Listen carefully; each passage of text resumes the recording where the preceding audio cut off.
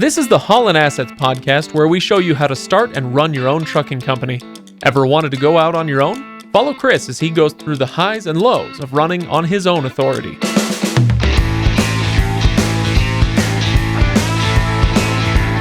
Welcome, everybody. Welcome to the Haulin Assets podcast. I know which podcast I'm doing, Chris. This is episode number 110. I am Craig, your host. Over there laughing already. He's Chris. I really like how intense you always hit that introduction. You get your body into it like it's which people would know if they are subscribed on YouTube and watch the videos there. If you only listen to it, you got to go watch Craig at least one time, do the intro. Actually, what you got to watch is Chris and I are both repping today. So just before we started, I put on my brand new Motor Carrier HQ hat. That was a gift from Chris last week, so thank you very much for that. You're welcome. You've got your t-shirt on. My t-shirt. Yep. So we're both repping really well. So anyway, yeah, please go to motorcarrierhq.com, which is it's the entity that sponsors this whole shebang, including Haulin Assets. And you can check out haulinassetsllc.com for full show notes, etc. So let's see. You know what? I think that's pretty good on the I think that's pretty good on the housekeeping. So, Chris, today we are talking about the July 2022 financials right under the wire. And I mean right under the wire, because this is going to release on August 31st. So, yeah, this was a close one. Usually not this late, but the last month or two, I mean, you hear me say this a lot, have been kind of crazy. Well, it was really crazy. Not so much on the ball as I'd like to be. And, kind of had to dip into some archives of episodes, and you know what, those were pretty cool though. I hope people enjoyed them. We had the listener questions, the listener stories over the last couple of months, all in celebration of episode 100 that was a few months ago. So I hope people enjoyed those. There was a lot of really good stuff, I thought, in those, because I had to go back and edit them, so I listened to all the conversations 2 or 3 times, and there's really good stuff in there for everybody. We've got a great listener group, and active in listening to the podcast and contributing, and that's great. Yep. All right. So, Chris, before we get into the numbers, of course, I want to give you a chance to give everybody an update. What's going on with the company? What's going on with you? Anything you want to update us on before we get to numbers? There's really been a lot going on the last couple of months, and we're going to talk a little bit about that in this episode. We're going to talk some more about it in the next episode, and then even some more in episodes to come. But, we're covering July today, and July was a very interesting month. It was the first month that we had both truck 6 and 7 on the road. We're working on truck 8. Truck 8 is in Salt Lake, but we've had some challenges with it. Truck 8. Not really with the truck, but with the money that's paying for the truck, with the financing. Interesting. And Chris, I thought those bankers were your friends. Sometimes, sometimes they're friends, sometimes they're kind of enemies. But we're going to talk a little bit about that in the next episode. We're going to talk about some of the challenges we've been facing, what we've been doing to kind of try to overcome them. But along with that, there's some really exciting things happening with Haulin Assets, and we're going to talk a little bit about that today too, and I'm excited. Okay. Well, if that's the tease, then we probably ought to get to the numbers then. We should get to the numbers. Get the numbers out of the way so that the exciting thing is not the numbers. It's something other than the numbers. I have peeked ahead this month, Chris, and I know what you mean. But I'll let you deliver the news. I kind of had to pick you up off the floor, right? When you read through it, and you're like, "What's going on here?" Yeah, well, it's I'm just worried that you're going to cut my pay. No, let's get into the numbers now. Total miles run is always the first one that we talk about, and you said that we've got more trucks on the road, so did that translate to more miles? It did. So it's kind of interesting because in this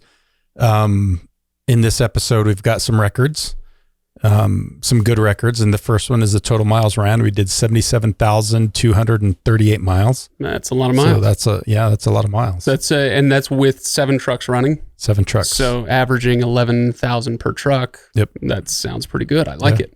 Okay, so Deadhead miles is the next one. We had 4,419, which is 5.7%, which is actually pretty good. It's actually a little bit lower than it had been, and as long as we can kind of stay right in that range, it's a good thing for us. Yeah.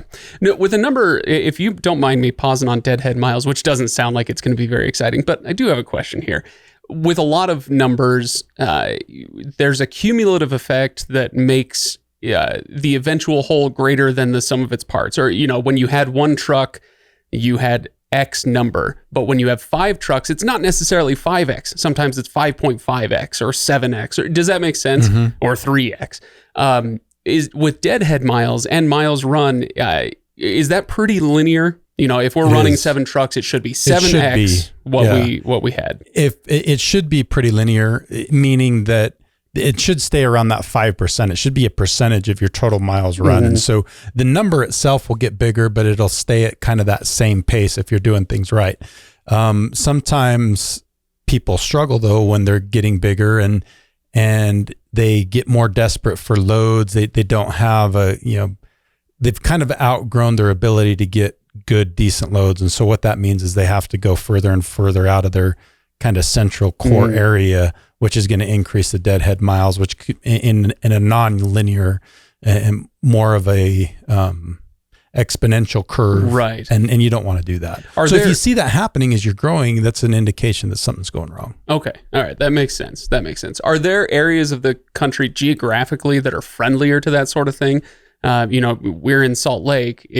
Does that work out okay for you guys? Or would it be better if you were in Ohio or, somewhere in the South with some manufacturing hubs or something? Does that make sense? Yeah, it does. And I don't know that I could tell you exactly where those good areas are, but yeah, absolutely. There's differences. And you take Salt Lake, for example, depending on what you're hauling, like when we are relying more on potatoes and having to go up into southern Idaho, I mean, that's a lot of good 100 to 150 miles Deadhead right there. And so that's going to add into it. But a lot of the times, and typically when we were going up there, it's because the loads were paying pretty well. And so even though we were going further Deadhead, those Deadhead miles were kind of priced into the overall rate we were getting. And so in reality, it wasn't causing us issues. You just don't want to get a lot of Deadhead miles without being compensated for it. You don't want to go an extra 150 miles to pick up a load that's going to pay you the same as what a load 20 miles away is going to pay you. Right. Does that make sense? Yeah, it does. It does. Sorry, I didn't mean to get us, beached on Deadhead miles for so long, but I was just curious about that. It's something you definitely want to manage, so it's good to talk about. Okay. All right. So the next number is going to be total revenue. How do we look there? Another record, $182,752.07. That's okay. So Chris, you just said 182,000. So if we annualize that, Haulin Assets is now $1 million company, revenue wise, right? That'd be over 2 million. Would it? Oh yeah, you're right. Over 12 because I need to times by 12. A little over 2 million. That's impressive. That's crazy. I like that. Yeah. From humble beginnings, Chris. I'm trying to remember our first year. We were, I think, right around 200 something. Right. Like low 200s. So yeah. Yeah, I think we're almost doing in 1 month what we did in the whole year the first year. It's amazing. That's amazing. Yeah, people can go back. I want to say it was, I don't know, somewhere between episode 40 and episode 60 when you did the year in review. The year in review. Here's how much we made and here's how we did it. So yeah, people can go check that out. Okay, so 182,000 and change. You like to count the change. I like to just say the change. But what does that do for the all-in rate per mile? It was $2.36 a mile. $2.36, which is better than it was last month. But that's a far cry from what we were seeing 6-8 months ago, right? When it was three plus. Yeah, we had right? We had a few months where we were over the $3 a mile mark, and so yeah, $2.36. Honestly, it's not great. It's you get down into that range, and it's, as you're going to see from this month and previous months, it's where it's getting harder and harder to make money, and you're kind of, I've talked a little bit about in the past, we've dipped into that religious example of Joseph in Egypt, the 7 years of famine and 7 years of plenty, and it's kind of that same thing. We're honestly right now we're in one of those periods where it's kind of a survival mode. And we've practiced what we've preached, where we've saved some money, we've set some money aside and have some coffers to dip into. And you kind of have to do that to be able to stay healthy. And so right now, survival mode is really the name of the game. And then as time goes on, we're going to be in a good position to capitalize on a good market. Well, Chris, I feel like we buried the lead here because you're talking about tightening the belt, but why? What was the net gain or loss this month? So this month we had a loss. July, really. Yeah, July we had a loss. So $17,562.75. Is that another record, Chris? I you know what? That's Congratulations. a good question. I wish I would have looked that up. I assume it is. I don't remember having a month that big of a loss. But I couldn't say that with 100% certainty. Maybe 95%. Okay, but certainty. That's a record there. 17.5. That was the loss in July. Which, that number made me not quite fall out of my chair, but my eyebrows raised at that. Yeah. One of the questions I have on this, if you can give me some clarification, is you've mentioned in the past when we've had lean months in the recent past, the last few months. It's like, oh yeah, we realized a net profit of 2,000, 3,000, whatever it was. And you'd say, well, hang on, because that actually gets eaten up by this, that, and the other, some of these other fixed costs and whatnot. And so the net profit, when it's small like that, well, for a 5 to 7 truck fleet, when it's small like that, it can be a little bit deceiving. What about this number? Is it actually worse than 17.5? So if you look at it from a cash outlay, yeah, it would be, because we probably, if again, that principal payment of the principal portion of our truck payments right. is going to offset that or compound it, add to that. So right. Yeah, we're probably more north of the $25,000 out the door cash wise. Yeah. And so, yeah, that compounds out a little bit. Okay. But again, you kind of look at it. If you look at it's kind of interesting when I saw that negative number and I saw that big negative number, I'm like, let's do a little bit of research here. And you think back throughout the past year, I mean, we had some really strong months end of last year, beginning of this year with 3 and 4 trucks. I think we had one month where we made 60, somewhere between 50 and 60,000 net income. And that's where we sock that money aside and have that sitting in a bank account to be able to help in these types of situations. I also realized, guess when the last time we had a loss was? Wait, the last time we had a loss, as in, not talking about principal payments included and all that. I don't know. Just like a full-on loss. Was it in the first year? It was July of last year. Was it really? It was. That kind of surprised me. But when it surprised me when I first looked at it, but when you really think about it, July typically is one of those, you're kind of at the peak of summer. There's the economy's slowing down, right? People taking vacations. Yeah, and there's a lot more vacation time. So your truck's typically not running as many miles per truck. It's summer and the heat is not easy on equipment. It's hard on tires, and we had a ton of tire expenses in July. We'll talk about that. And so there's like and it's not just your trucks out on the road and your drivers taking vacation. I mean, the entire economy is slowing down because of such a high percentage of people, taking their vacations in the summer, and other industries and their equipment having a hard time in the heat and, whatever it is. And so when we look at that rate per mile, why does that drop so far? I'm sure that has something to do with it. Absolutely. I think all that does. I think there's a lot of contributing factors, and we're actually going to probably dive into this P&L a little bit more than we typically do and kind of go through some of those numbers and some of those things. Because obviously a $17,000 loss, you're not in business to lose money. It's not something that's sustainable. Can we sustain this we could sustain it for quite a while. I don't think we're going to have to. I think things are going to turn around pretty quickly, and we're going to talk a little bit about why I think that. But it's really, it's not a dire situation. I don't feel like I'm in panic mode or anything like that. I think we've been smart with our money. There's a lot of good things going on, and a lot of things coming up.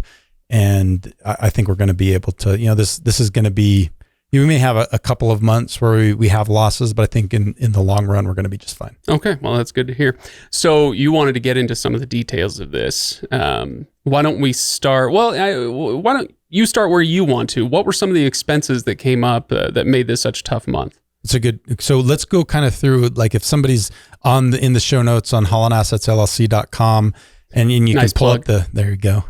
I've been practicing. I've been watching you. Such a pro. If you go and pull up the profit and loss statement, I'm going to kind of go through these I'm not going to go through every line item, but I'm going to go through them kind of in order on the profit and loss statement. So the first thing is we had 2 trucks come online. We not necessarily come online, but we ended up paying for 2 sign packages for 2 trucks and 2 trailers. Yeah. And so that was about $2,000 total. Can we pause on that one? Yeah. And let me ask you, for those listening, maybe they're trying to grow a fleet, maybe they're just still thinking about going out on their own. How vital is that? If you're spending $1,000 per truck on signage, is that important for your company, or is that hey, we'd like to look nice, and it's nice to look nice? Does that make sense? So here's my opinion. I think when you're first getting started, and when you're trying to be extra careful with expenses, is it vital? No. Is it important to do at some point? I think so. So you can get signage on a truck and a trailer for a lot less than $1,000. I think you can probably do it for closer to $300 if you're really trying to minimize things, a simple graphic, or you can do something as simple like legally, you can go take a cardboard box, write your company name, DOT number, everything on it, and duct tape it to the side of the truck. That's pretty cheap. Don't do that, but I wouldn't recommend doing that, but you can do something that's one extreme to $1,000. You can do more than $1,000 a truck and a trailer. But that's kind of where we're at. So I would say we're a little bit more on the higher end of that. And I think there's some reasoning for it. When you are trying to develop a relationship with a shipper and a receiver, and you show up with that cardboard box taped onto the side of your truck, you don't look professional. You don't look legit. It's not a great face for your company. Wear a tie to your job interview. That Exactly. kind of thing, right? Yeah. And so I think when you show up with a truck and a trailer where, there's a consistency within the company, there's a recognized brand, everything looks the same, you become recognizable, people remember you. There's a lot of importance to that. And so I think the $1,000 that we spend to make our trucks consistent and looking decent is well worth the return that we get on it through the image that we portray. Yeah. So it's okay. So it's an intangible return over time, maybe a little tougher to track, but still valuable. Yep. Okay. All right. Next line item that you want to talk about. So remind me, I think we talked a little bit about this in one of the past episodes, but we had a driver who got in a few small accidents. Right. Yes, you did mention that. Not the kind of accidents like on the side of the road, but like backing into things, taking a corner too sharp and hitting something. So he has actually caused probably in the neighborhood of, I don't know exactly yet because I haven't added everything up and haven't looked at it, but I would bet $20,000 to $25,000 in damages. Whoa! Across these several small accidents. Haulin Assets is liable for. Okay, so and that's not just damage to the trucks, but damage to other property. Yeah, okay. A little bit of both. And so, $7,500 of what's on the P&L is from that. Just that one driver. Just that one. Wow. That one driver and one of the incidents. Well, a partial payment of one of the incidents. Wow. Okay. Yeah. All right. That's significant. So you said 7.5? Yeah, 7,500. Okay. Yeah, that's a lot of money. So more to come. You will probably in the next couple of P&Ls see more of that. Wow. Coming down the pipe. Okay. So yeah, that's a big one. What's next? You want to talk about fuel? So fuel would be the next thing, but let's skip that and go do that last. Okay. So next, let's talk about workers' compensation. Oh, ooh, okay. So that sounds like a whole episode that we need to get into, Chris. And we may bring this up a little bit, but I'm not perfect. We don't always do things 100% perfect. You're going to make mistakes in business, and here's a mistake that we made. Workers' compensation is typically paid based on your overall payroll. Right. And so we've been growing pretty fast, and a few things have slipped through the cracks. One of them is workers' compensation. We hadn't always added, like whenever you add a driver, you need to call the workers' compensation fund and say, we've got a new driver. We've got a new driver. It's going to add I'm just throwing this number out there. This isn't the real number, $50,000 of payroll. And they say, okay, that's going to adjust your premium by that much. Well, we didn't always go back and do that. Workers' comp, the way that it works is typically every year at your premium renewal or your policy renewal time, they come in and they audit, and you have to send them all your payroll reports for the last year. And they say, okay, you either overpaid or you underpaid workers' compensation. And you guess what? underpaid. We underpaid workers' compensation. That makes a lot of sense. Yeah. By the tune of about $9,000.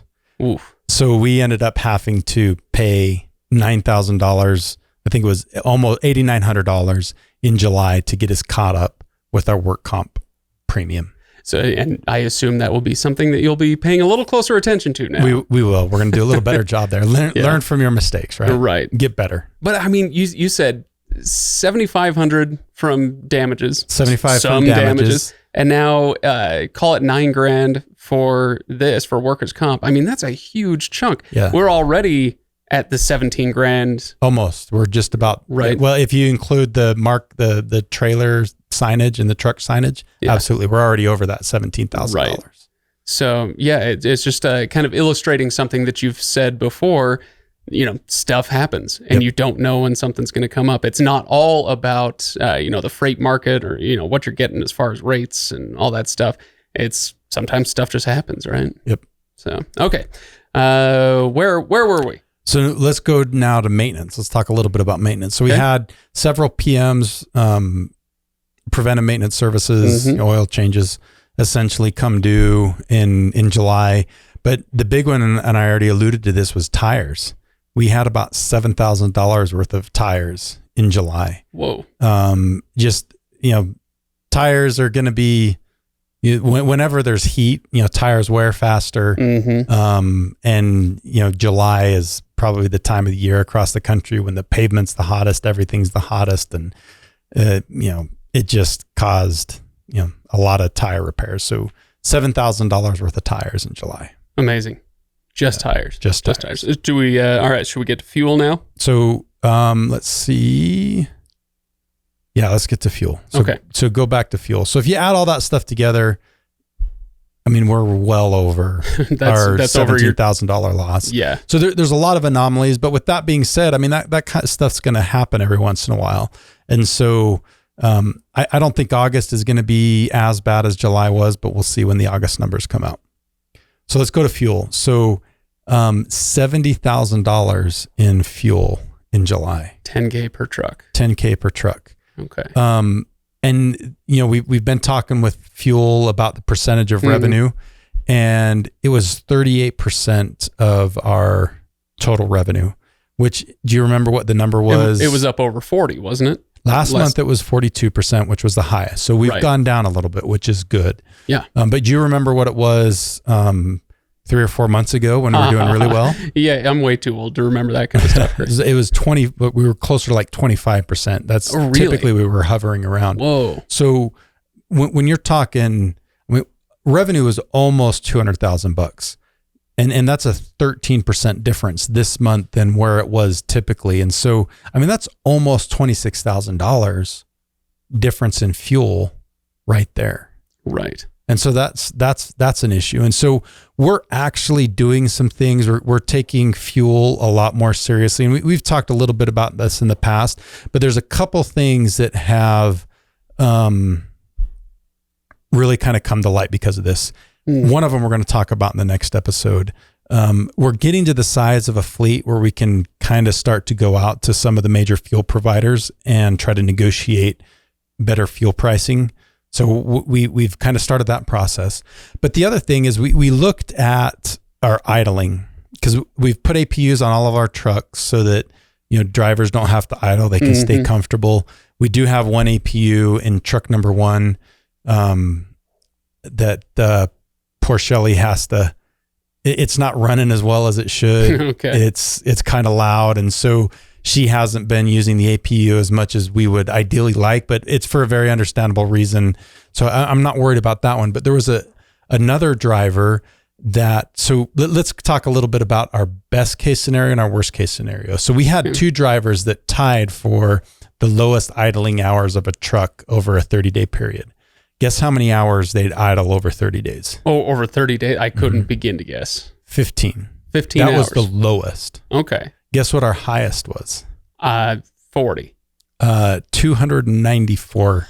But that's gallons usage. So 15 gallons over the course of a month versus 294 gallons over the course of a month. That is a large difference, It's Chris. a huge difference. And when you're talking $5 a gallon, right. I mean, that's like a $1,500 difference almost, Right. $1,400. So that's a big, so we've started to kind of keep our eyes on that a little bit more. Yeah. And I talking to the driver's awesome. He's a good driver.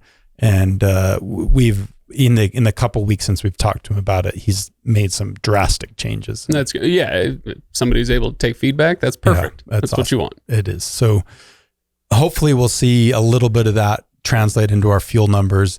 And then also, being able to go out and get a little bit better fuel pricing. That's probably we're not going to see that in August. Maybe we'll start to see a little bit of in September, but it's probably more likely not going to be till October before we really see a significant difference there. Right. There's probably an episode in here, Chris, somewhere about giving feedback to drivers. Absolutely. How to manage not just your trucks, but the drivers in your fleet and all that. So anyway, somewhere down the line. Okay, so anything else from the P&L that you want to make sure that we hit? No, but I do want to talk about the big news that I'm excited about. Oh, that's right. Should we do that now? Because we've had from a the P&L. Yeah, we've had a whole lot of look at how much money we lost. So let's end on a happy note. Let's end on a happy note. So this is something that we're super excited about. So Nate, a little while ago, walked into a local shipper that's very close to his home, and started a relationship with these guys, and they do a handful of loads a day, goes out of their facility in their slow time, and lots more go out of their facility in their peak. In their peak, and they're looking for small companies that care, small carriers that actually care. So they don't have to use brokers as much. They'd rather go directly to a carrier. And so anyway, to make a long story short, we started that process a little over a month ago. We hauled our first load for them, finished it up on the 1st of August. So at this point, when we're recording this, it's almost been a full month. We've got over 10 loads that we've done with them now. They're good paying loads, and we're going to see some, I think, good changes in our overall numbers, and I think especially that rate per mile number. So it's super exciting. I think it's one of those things that can really be a big game changer for us, a good positive for us, a positive for them, a good win-win situation. And we're going to be talking probably a lot about that more over the next several months, especially once we've got several months behind us and kind of can talk about, what's gone well, what hasn't, what we've learned, and hopefully help guys be able to do that same kind of thing. Because that's really those direct relationships with shippers where you cut that brokerage out is that's where you can be very successful in trucking when you've got a good, consistent set of those. Right. Now, you did forget one thing about this story. Before you started telling it, you should have told all the brokers listening to, cover their ears, turn off the podcast. No, this does sound good, because this is something I've been wondering about for, we can say years now, Chris. You've been talking about cultivating relationships, direct relationships with sellers. And my question was always, how do you do that? How do you do that? When do you approach them? How do you approach them? So I think, this would be really cool to talk about what are their pain points? How can you as a small company, either, maybe you're just an owner operator, maybe you're a fleet, small fleet, how do you approach them? What do you say? I think that'd be really cool. I think we could have approached them at, even 2 or 3 trucks size wise. But at that point, the spot market was doing really, really well. We were still making pretty good money. And as we've seen that start to change, we've been like, okay, we've really got to, we've talked about it, but we've really now got to go out and find those relationships. And so that's how this one came about. And we're excited about it. They're a good group, and we seem to be a really good fit for each other. And, but time will prove how fruitful or not this relationship is. I'm confident it's going to be a good thing for us. Very nice. All right. Well, anything else that you wanted to go over in this episode before we move on and talk in a couple of weeks about some other stuff that's going on? No, I think that's about wraps it up. Okay. All right. No impact tips? No impact tip this time. No. I want to make sure I didn't forget something vital, Chris. Okay. I guess the impact tip is be like Joseph of Egypt again. Yeah. Save money. There you go. So thank you, Chris, for coming in, and thanks everybody for listening. Don't forget HaulinAssetsLLC.com. Find us on Facebook, and go to where's my the sunlight's kind of hitting it. MotorCarrierHQ.com. I know I've said this a few times in the last 10 episodes or so, but it's a really great website if you're actually looking for the resources for how to do what Chris has done for the last 3 years. If you want to start your own company, if you want to get out on the road on your own, if you want to grow your fleet, the resources are there.